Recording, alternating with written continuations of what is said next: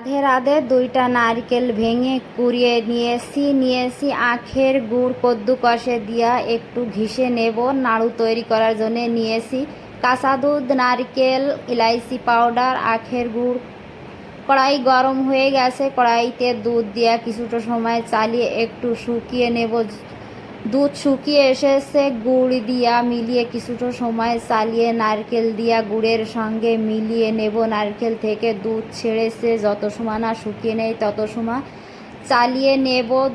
নারকেলের দুধ শুকিয়ে এসেছে, সেন্টের জন্যে উপরে একটু ইলাইচি পাউডার ছড়িয়ে দিলাম।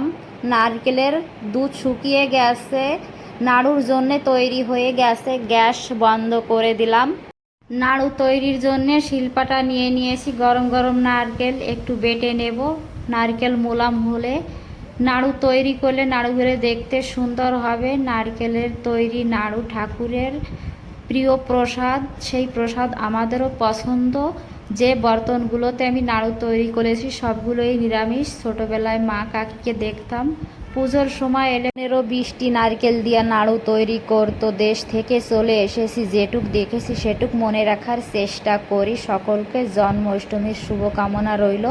নাড়ু তৈরি হলো কি না, কে কে ঠাকুরের প্রসাদ নিতে পছন্দ করেন একটু জানাবেন।